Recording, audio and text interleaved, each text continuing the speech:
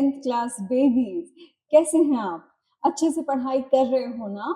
तो आज हम स्टार्ट करते हैं हमारा 4th लेक्चर। बट कुछ भी स्टार्ट करने से पहले हमारे the famous 3 instructions. Number 1, spine should be straight, सीधे बैठना है, हाथ में कॉपी और पेन रखना है। नंबर 2, जो भी डाउट्स होंगे कमेंट बॉक्स में लिखना है। एंड नंबर 3, जब तक लेक्चर फिनिश नहीं होता, जब तक पलक मैडम पढ़ा रही हैं, तब तक हमको उठना नहीं है, हमको भी पढ़ना है। ठीक है, तो आज देखते हैं हमको क्या क्या पढ़ना है। Nutrition in amoeba, then nutrition in paramecium, और लास्ट में हम सभी का फेवरेट टेस्टपलूजा। ये क्या होता है? जो भी हमने पूरे लेक्चर में पढ़ा है उसके बेसिस पे एंड में कुछ खास क्वेश्चंस होंगे जो आपके एग्जाम पॉइंट ऑफ व्यू से बहुत बहुत बहुत इंपॉर्टेंट होंगे। ठीक है, तो देखते हैं न्यूट्रिशन इन अमीबा। हम लोग पिछले लेक्चर्स में पढ़ चुके हैं कि अमीबा, पैरामीशियम, ये सब एनिमल्स की कैटेगरी में आते हैं। और एनिमल्स जो होते हैं वो कौन सा न्यूट्रिशन परफॉर्म करते हैं? Heterotrophic nutrition. और हेटेरोट्रॉफिक न्यूट्रिशन के भी कुछ टाइप्स हमने पढ़े थे। अगर आपको याद है तो कमेंट बॉक्स में लिखिए और मैं आपके साथ फिर से रिवाइज कर देती हूँ कि हेटेरोट्रॉफिक न्यूट्रिशन के टाइप्स क्या हैं। Parasitic nutrition, saprophytic nutrition, holozoic nutrition and symbiotic nutrition. तो अमीबा और पैरामीशियम जो न्यूट्रिशन परफॉर्म करते हैं उसका नाम है होलोजोइक मोड ऑफ न्यूट्रिशन। याद आ गया है आप लोगों को? हमने लास्ट लेक्चर में होलोजोइक न्यूट्रिशन की 5 स्टेप्स पढ़ी थी और वो 5 स्टेप्स क्या है? अगेन आपको याद आ रहा है तो कमेंट बॉक्स में लिखिएगा। मैं फिर रिवाइज करवा देती हूँ। होलोजोइक न्यूट्रिशन की 5 स्टेप्स आप लोगों के लिए मैं लिख लेती हूँ। सबसे पहले होती है इंजेशन, याद आया? इंजेशन। सेकेंड स्टेप क्या होती है? डाइजेशन। डाइजेशन के बाद नेक्स्ट स्टेप कौन सी होती है बेटा? एब्जॉर्प्शन।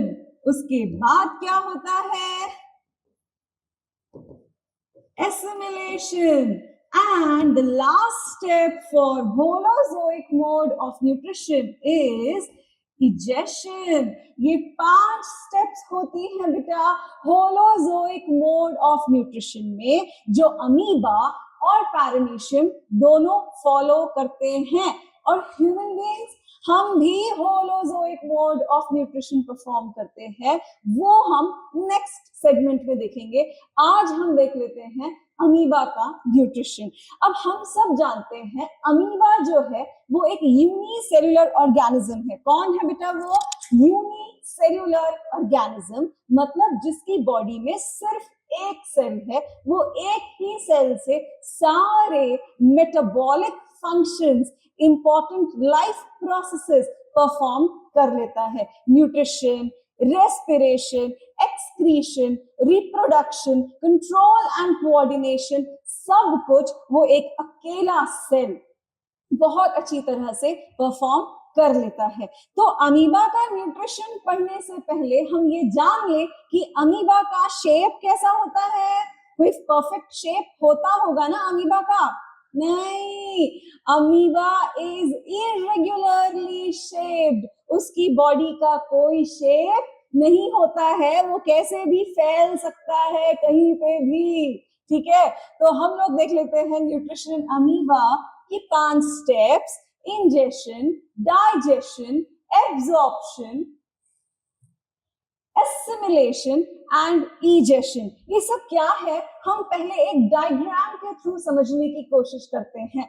देखिए ये क्या है? आपका अमीबा है। अब इस अमीबा को यहाँ पे क्या दिख गया? खाना दिख गया, फूड दिख गया। तो अब उसकी आदत क्या है? फैलने की। तो उसने यहाँ पे, पहले इसका शेप ऐसा था, अब इसको खाना दिख गया तो उसने क्या करा? यहाँ पे अपनी ऐसे 2 फॉल्स फीट बनाई। क्या बनाई? False feet. और इस फॉल्स फीट का नाम होता है सूडोपोडिया। क्या होता है? सूडोपोडिया। बोल दीजिए मेरे साथ, सूडोपोडिया। सूडो मतलब फॉल्स, जो ट्रू नहीं है, एंड पोडिया मतलब लिम्स। ठीक है, जैसे हमारे ये हाथ है, पैर है, वैसे इनके भी ये फॉल्स फीट होते हैं, जो टेम्पररीली वो बना लेते हैं अपनी सेल मेम्ब्रेन के द्वारा। तो इसको हम याद करेंगे, नया वर्ड है सूडोपोडिया।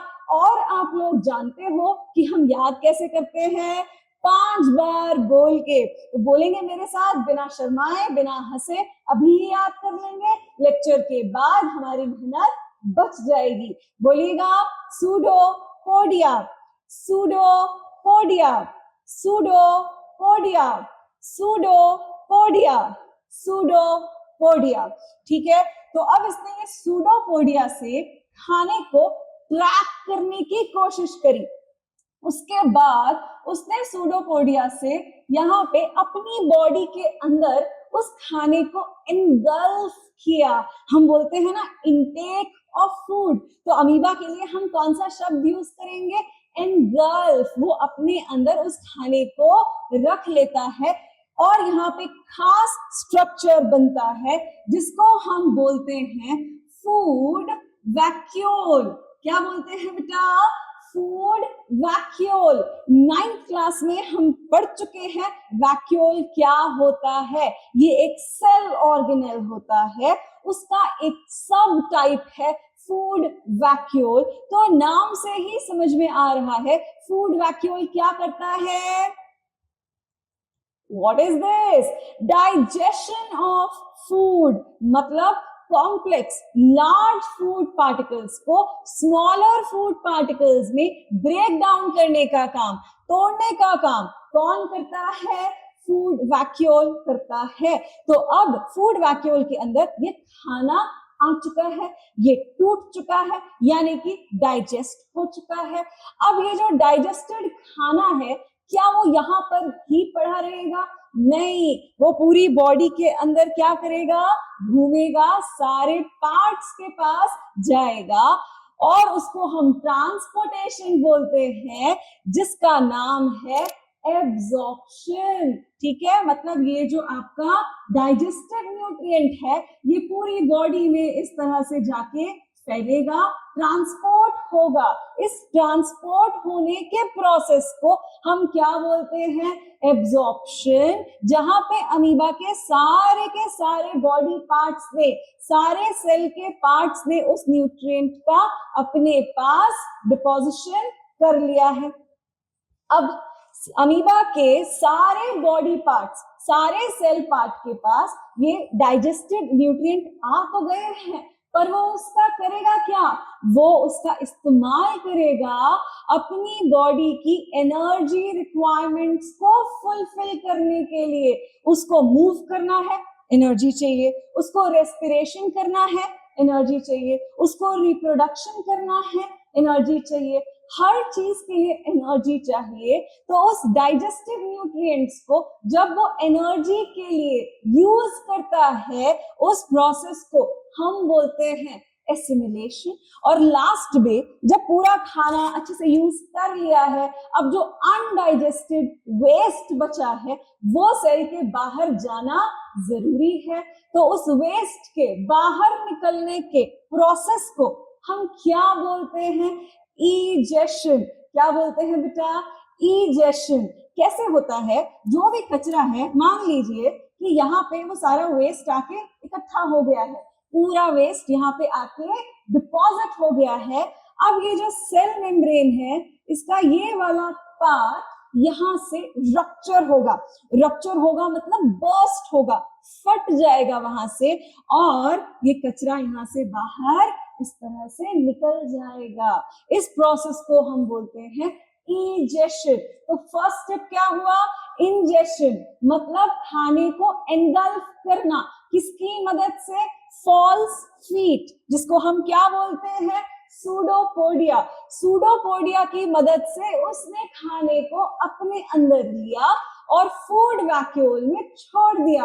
अब फूड वैक्यूल में सेकेंड स्टेप होती है डाइजेशन, खाने का टूटना। फिर डाइजेस्टेड फूड जो है वो पूरे सेल के पार्ट्स में डिस्ट्रीब्यूट होता है, उसको हम बोलते हैं एब्जॉर्प्शन। फिर सेल के सारे पार्ट्स उस डाइजेस्टेड न्यूट्रिएंट्स को अपनी एनर्जी रिक्वायरमेंट्स को फुलफिल करने के लिए यूज करते हैं, उसको कहते हैं एसिमिलेशन। और लास्ट स्टेप जो अनडाइजेस्टेड वेस्ट होता है वो बॉडी से बाहर निकलता है, उस प्रोसेस को कहते हैं इंजेशन। भूलना नहीं है, कचरा बाहर कैसे निकलेगा, कचरा एक जगह पर इकट्ठा हो जाएगा और फिर सेल मेम्ब्रेन का वो वाला पार्ट रप्चर हो जाएगा, बर्स्ट हो जाएगा और वो कचरा बड़े ही आराम से बाहर निकल जाएगा। ये होता है अमीबा का न्यूट्रिशन। अब हमने जो भी समझा ये डायग्राम के थ्रू उसको हम क्या करते हैं, सेंटेंस फॉर्म में लिख लेते हैं ताकि एग्जाम में हम आंसर लिख पाए। देखो जी, कुछ भी नया नहीं है, जो हमने पढ़ा है वही है। फर्स्ट स्टेप क्या है, ingestion. Intake of food occurs by temporary finger like extensions. देखा ना आपने, ये फिंगर लाइक एक्सटेंशंस होते हैं यहाँ पे, उनके थ्रू इनटेक ऑफ फूड होता है ना। Temporary finger like extensions of cell surface called pseudopodia. Second step, अच्छा सूडोपोडिया क्या करता है, it traps the food particles forming a food vacuole. Food vacuole भी हम जान चुके हैं। अब डाइजेशन में क्या है, breaking down of complex food substances into simpler ones. अब इस डाइजेशन को हम कुछ और भी बोलते हैं, that is intracellular digestion. Now what is this intracellular digestion? Digestion तो हमको समझ में आ गया, इंट्रासेल्युलर क्या होता है समझिएगा। बायोलॉजी में बेटा दो वर्ड्स होते हैं, एक होता है इंट्रा, एक होता है एक्स्ट्रा। इंट्रा मतलब हमको नहीं पता, एक्स्ट्रा मतलब जो ज्यादा है ना। हमको क्या लगता है, एक्स्ट्रा मतलब जो ज्यादा है। मेरे पास एक्स्ट्रा चॉकलेट्स हैं, ये वो एक्स्ट्रा नहीं है। अगर ये सेल है और सेल के अंदर कुछ है तो हम बोलेंगे इंट्रा, और इस सेल के बाहर कुछ है तो हम बोलेंगे एक्स्ट्रा। समझ आया? अगर कोई चीज सेल के अंदर है तो इंट्रासेल्यूलर, और अगर कोई चीज सेल के बाहर है तो एक्स्ट्रा सेल्यूलर। समझ में आया? तो ये इंट्रासेल्यूलर डाइजेशन है, मतलब जो खाने का डाइजेशन है वो अमीबा के सेल के अंदर ही हो रहा है, इसीलिए ये इंट्रासेल्यूलर डाइजेशन है। ओके जी, अगली स्टेप देख लेते हैं बेटा, absorption, that is diffusion of digested food into cytoplasm. आपका जो सेल है अमीबा का, उसके अंदर साइटोप्लाज्म है और साइटोप्लाज्म में ये पूरा का पूरा डाइजेस्टेड फूड क्या हो गया है, डिस्ट्रीब्यूट हो गया है, डिफ्यूज हो गया है, फैल गया है। ओके जी, अगली स्टेप देख लेते हैं, एसिमिलेशन। एसिमिलेशन क्या है, यूटिलाइजेशन ऑफ एब्जॉर्ब्ड फूड, मतलब इस्तेमाल करना किसका, एब्जॉर्ब्ड फूड का, to meet energy requirements of the body. Body की जो एनर्जी की रिक्वायरमेंट्स है उसको फुलफिल करने के लिए खाने का इस्तेमाल होना। Next step is egestion, that is removal of undigested food, जो खाना डाइजेस्ट नहीं हुआ है। कैसे? थ्रू द सेल सरफेस, और सेल सरफेस वहां से क्या होगा, रप्चर हो जाएगा। ठीक है, so this was all about your nutrition, holozoic nutrition in amoeba. ये आप मान के चलो 3 से 5 नंबर में शॉर्ट पूछा ही जाएगा। तो हमको क्या करना है, पहले डायग्राम बनाना है। See, biology is equal to diagram. अगर क्वेश्चन में बोला है कि डायग्राम बना दो तो बना दो, और अगर नहीं बोला है तो भी बना दो, it will give you extra marks. Okay, तो ये डायग्राम बनाएंगे और फिर उसके बाद हम ये पूरे नोट्स लिखेंगे। आप इसको अपनी कॉपी में लिख लीजिए। ठीक है, आगे बढ़ते हैं, ये भी आपको लिखना है ना। डायग्राम भी बनाना है। अब हम चलते हैं पैरामीशियम की तरफ। पैरामीशियम का मोड ऑफ न्यूट्रिशन भी सेम है, that is holozoic mode of nutrition. तो उसमें भी ये 5 स्टेप्स लगेंगी। कौन सी? Ingestion, digestion, absorption, assimilation and egestion. लेकिन अब पैरामीशियम की कुछ खास बात है, पूरा अमीबा के जैसा है, ओनली देयर आर 2 डिफरेंसेस। अब वो 2 डिफरेंस क्या है आप ध्यान से समझेंगे इस डायग्राम को देखकर। ये है आपका पैरामीशियम। अब आप देखिए कि ये सिंगल सेल यूनिसेल्युलर पैरामीशियम की बॉडी सरफेस पे खूब सारे छोटे छोटे हेयर लाइक स्ट्रक्चर दिख रहे हैं। ये हेयर लाइक स्ट्रक्चर को हम क्या बोलते हैं बेटा? इनको हम बोलते हैं सीलिया। क्या बोलते हैं हम? सीलिया। अगर आप नहीं जानते हैं सीलिया क्या होता है तो ध्यान से समझिएगा, मैं आपको बता रही हूं। ये जो सीलिया है ये अपनी ही जगह पर ऐसे वेवी एक्शंस करते हैं। कौन सा एक्शन करते हैं? वेवी एक्शन करते हैं। अब इसका फायदा क्या है ये आप ध्यान से समझिएगा। मान लीजिए कि इसके सरफेस पे कोई एक ऐसा पार्टिकल आ गया है जो पैरामीशियम को इरिटेट कर रहा है, जो पैरामीशियम को नहीं चाहिए, तो ये जो सीलिया है ये ऐसे वेवी एक्शन कर करके इस पार्टिकल को यहां पहुंचा देगी। ठीक है, मतलब ये इरिटेटिंग पार्टिकल से पैरामीशियम को बचा सकता है। इसी का दूसरा फायदा, अब यहाँ पे आ गया है कोई खाने का पार्टिकल, कोई फूड पार्टिकल आ गया है, तो सीलिया ने क्या करा कि उस फूड पार्टिकल को भी ऐसे वेवी एक्शन से खसकाया और कहां तक ले आया? उसके माउथ तक ले आया, उसकी ओरल ओपनिंग तक ले आया। तो पैरामीशियम का जो माउथ है या जो ओरल कैविटी है उसका नाम है साइटोस्टोम। याद रखेंगे, जैसे कि हमारा माउथ या बकल कैविटी को हम ओरल कैविटी बोलते हैं, वैसे पैरामीशियम का भी एक ओरल ओपनिंग होती है जहां से खाना अंदर जाता है, and that is called as cytostome. तो सीलिया को पता चल गया है कि ये खाने का पार्टिकल है, तो वो उसको वेवी एक्शन से खसकाते साइटोस्टोम तक ले आएगी। इसको बोलते हैं फर्स्ट स्टेप इंजेशन। ठीक है, अब ये जो खाना इंजेस्ट हो चुका है, अब इसका सेकेंड स्टेप होगा डाइजेशन। और डाइजेशन किसके अंदर होगा?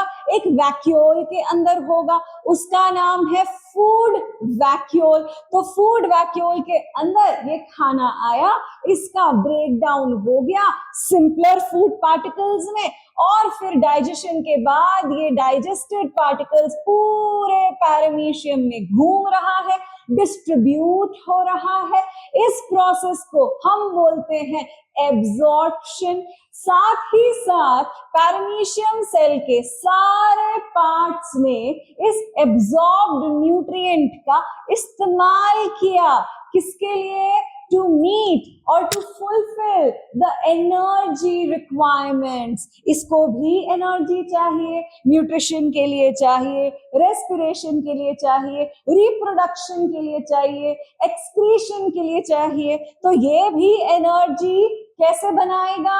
एसिमिलेशन की मदद से। उसके बाद अब जो कचरा बच गया है, अनडाइजेस्टेड वेस्ट है, वो सेल के बाहर निकलेगा। तो पैरामीशियम में कचरा बाहर निकालने के लिए भी एक दूसरी ओपनिंग होती है, उसका नाम है एनल पोर। क्या नाम है? Anal pore. या फिर उसी का दूसरा नाम मैं आपको बता दूं, दैट इज साइटोपाइज। क्या नाम होता है?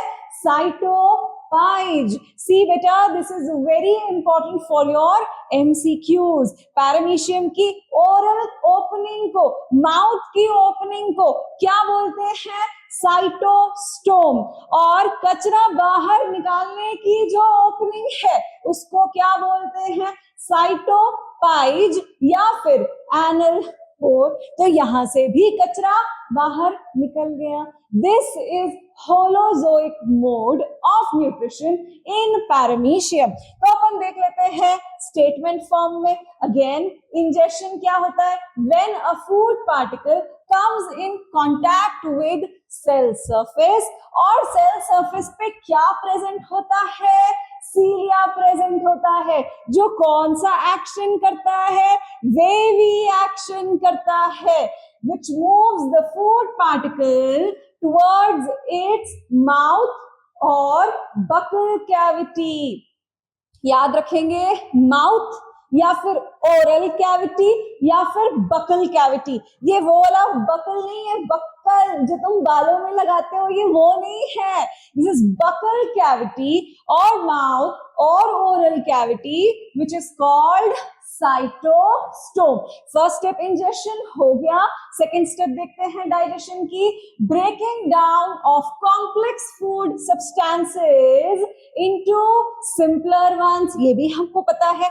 और इसको भी हम क्या बोल सकते हैं? इसको भी हम बोल सकते हैं इंट्रासेल्यूलर डाइजेशन, क्योंकि यहाँ पर भी पैरामीशियम सेल के अंदर ही डाइजेशन हुआ है.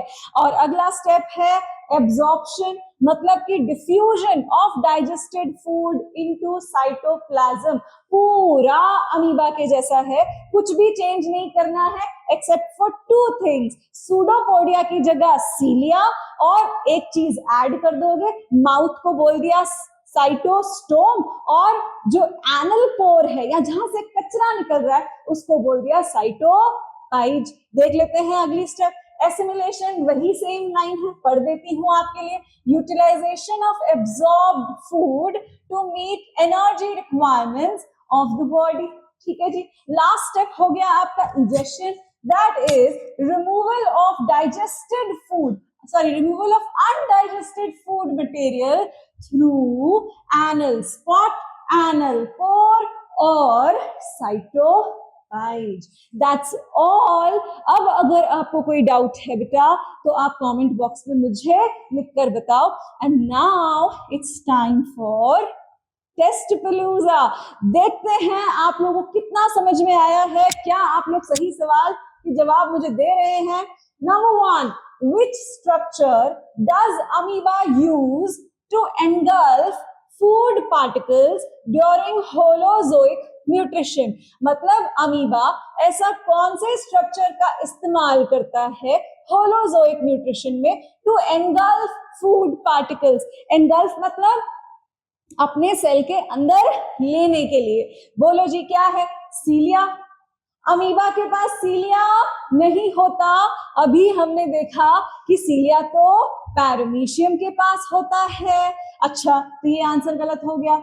ओरल ग्रूव, ग्रूव मतलब होता है डिप्रेशन, ऐसा. तो अमीबा में तो हमने ऐसा कुछ नहीं पढ़ा, ये तो पैरामीशियम में ही देखा था हमने ओरल ग्रूव. ठीक है, तो ये तो अमीबा का आंसर नहीं हुआ. सूडोपोडिया, फॉल्स फीट, ये बिल्कुल सही है ना. और लास्ट है साइटोस्टोम, तो ये तो गलत ही है. अभी हमने देखा कि वो पैरामीशियम के पास होता है, और वो भी किसके लिए होता है? इंजेक्शन के लिए कि इजेक्शन के लिए? बताइएगा कमेंट्स में. अगला सवाल. इन paramecium the function of सीलिया during nutrition is. Paramecium में जो सीलिया है उसका क्या फंक्शन है? अभी मैंने आपको बताया था. Let's see if you remember. Digest food inside the food vacuole. क्या वो खाना डाइजेस्ट करता है फूड वैक्यूल के अंदर? एकदम गलत जवाब. दूसरा, sweep food particles into the oral groove. हाँ, याद आया, ऐसा वेवी एक्शन करते करते वो उसको ओरल कैविटी तक लेके चला गया. तो हाँ जी, ये आंसर बिल्कुल सही है. बाकी के देख लेते हैं options. Store undigested food, storage का काम नहीं है. Absorb nutrients directly from water, absorption का भी काम नहीं है ना. अगला, next question. The correct sequence of steps in holozoic nutrition in amoeba. तो अमीबा के holozoic nutrition की 5 स्टेप्स सीक्वेंस में अपने माइंड में रिकॉल कर लो। अब देखते हैं हमको कुछ मिल रहा है। इंजेशन, हाँ इंजेशन तो फर्स्ट स्टेप है। डाइजेशन, बिल्कुल सही बात, डाइजेशन सेकेंड स्टेप है। उसके बाद एसिमिलेशन, हाँ डाइजेशन के बाद तो शायद कुछ और आता है and that is absorption. Absorption के बाद एसिमिलेशन आना चाहिए। चलो देख लेते हैं। एसिमिलेशन के बाद इजेशन, मतलब इजेशन मतलब कचरा बाहर निकालना। तो ये सब कुछ सही है, बस यहाँ बीच में क्या आना चाहिए था? एब्जॉर्प्शन। अदरवाइज सीक्वेंस सही लग रहा है। अब अगला देखते हैं। इंजेशन फर्स्ट स्टेप सही है। एसिमिलेशन, अरे ये तो गलत हो गया। सेकेंड स्टेप तो डाइजेशन होता है, यहाँ एसिमिलेशन लिखा है तो ये गलत हो गया। ठीक है जी, अगला देख लो। डाइजेशन, फर्स्ट स्टेप डाइजेशन होगा, मतलब मैंने खाने को देखा, बाहर है खाना और मेरे पेट में डाइजेशन चालू हो गया, ये कौन सी बायोलॉजी हुई? तो ये भी गलत हो गया। इजेशन, लो बताओ, मजाक कर रहे हैं ये लोग। खाना देखा है हमने अभी और हमारी बॉडी से कचरा बाहर निकल गया, गलत। तो सही जवाब ए, वेरी नाइस। अगला देख लेते हैं बेटा जी। In paramecium the fixed opening through which food enters the cell. Paramecium में खाना कहां से एंटर करता है, उसके माउथ का नाम हमको बताना है। एनल पोर, हाँ अरे ये तो कचरा निकालने वाला रास्ता है, गलत। कॉन्ट्रैक्टाइल वैक्यूल, टोटली रॉन्ग, हमने पढ़ा ही नहीं है अभी। साइटोस्टोम, सेल माउथ, ये तो लिखा है, बिल्कुल सही लग रहा है। फूड वैक्यूल, गलत। फूड वैक्यूल से भी एंट्री नहीं होती, खाना एंटर होने के बाद कहाँ जाता है? फूड वैक्यूल में। तो ये भी आंसर गलत हो गया। अब देखते हैं अगला सवाल, कौन बताएगा? Undigested food in amoeba is removed from the cell by. Amoeba में से अनडाइजेस्टेड फूड बाहर कैसे निकलता है? This is so important. सबसे पहला, diffusion through the cell membrane, मतलब ये सेल मेम्ब्रेन है और यहां से खाना, जो अनडाइजेस्टेड खाना है, वेस्ट है, वो डिफ्यूज होके बाहर चला गया। डिफ्यूजन, डिफ्यूजन नहीं होता है बेटा। अगला, rupturing the cell membrane at any point. Rupturing मैंने बताया था, बर्स्ट होना, फूटना, तो बिल्कुल सही। मान लीजिए यहाँ पे सेल मेम्ब्रेन बर्स्ट हो गया तो कचरा अब यहाँ से बाहर जरूर निकल सकता है। ठीक है, डिफ्यूजन क्या होता है ये आप जानते हो कि नहीं? मैं बता देती हूँ आपको। डिफ्यूजन मतलब होता है movement of molecules from the region of higher concentration to the region of lower concentration. जैसे मान लीजिए मेरे पास 100 चॉकलेट्स है और आपके पास 9 चॉकलेट्स हैं या 10 चॉकलेट्स हैं। ठीक है, तो चॉकलेट का कॉन्सेंट्रेशन ज्यादा कहाँ हुआ? मेरे पास। और चॉकलेट का कॉन्सेंट्रेशन कम कहाँ हुआ? आपके पास। तो ऑब्वियसली चॉकलेट्स कहाँ से कहाँ जाना चाहिए? From the region of higher concentration to the region of lower concentration. And when this happens, इसको हम बोलते हैं डिफ्यूजन। तो अगर इस क्वेश्चन के हिसाब से अमीबा को कचरा बाहर निकालना है तो यहाँ पे कचरा ज्यादा होगा, यहाँ पे कचरा कम होगा, और अपने आप खुद ब खुद कचरा अपनी कम कॉन्सेंट्रेशन से ज्यादा कॉन्सेंट्रेशन वाली जगह पर चला जाएगा। तो ऐसा नहीं होता है, यहाँ पे होगा rupturing of the cell membrane और उस पॉइंट से कचरा बाहर निकलेगा। अगला भी पढ़ लो। Moving to a specific anal pore. Amoeba में एनल पोर होता है क्या? अरे नहीं, वो तो पैरामीशियम में होता है, तो ये भी गलत। And then last option is using contractile vacuole, गलत। कॉन्ट्रैक्टाइल वैक्यूल से जो अनडाइजेस्टेड फूड है वो बाहर नहीं निकलता है। ठीक है, तो इसका सही जवाब है B. This is very important, ये काफी बच्चे नहीं कर पाते हैं। I think that's all. अच्छा जी, देख लो जी, अगले लेक्चर में हमको क्या पढ़ना है बेटा? GIT। ये क्या है GIT? I don't know. अगले लेक्चर में हम समझेंगे GIT क्या है। फिर देखेंगे टीथ, हमारे दांत। फिर देखेंगे छुपा रुस्तम डोज 3। अरे वाह, इसकी बारी आ गई है। तो जो फर्स्ट टाइम आज जुड़े हैं, मैं बता दूं, छुपा रुस्तम डोज 3 मतलब क्या होता है। डोज मतलब तो दवाई, जानते ही हो, मगर आपको कौन सी वाली दवाई मिलेगी? पढ़ाई वाली दवाई। और छुपा रुस्तम मतलब मैं आपको कुछ ऐसा कंटेंट दूंगी, कुछ ऐसी बातें बताऊंगी जिसमें कि छुपे हैं बहुत सारे डेंजरस सवाल जो हमको ऐसे नहीं दिखते, मगर एग्जाम में बूम आ जाते हैं। तो हमको वो भी सॉल्व करना है। उसमें आपकी हेल्प कौन करेगा? छुपा रुस्तम डोज 3, यानी कि प्रीवियस लेक्चर्स में डोज 1, डोज 2 बच्चे खा चुके हैं, तो फटाफट पुराने लेक्चर्स भी देखिएगा। फिर है टंग, टंग के बाद है टेस्टपलूजा। ये सब पढ़ने के बाद again a testpalooza. So see you all in the next lecture. Study well.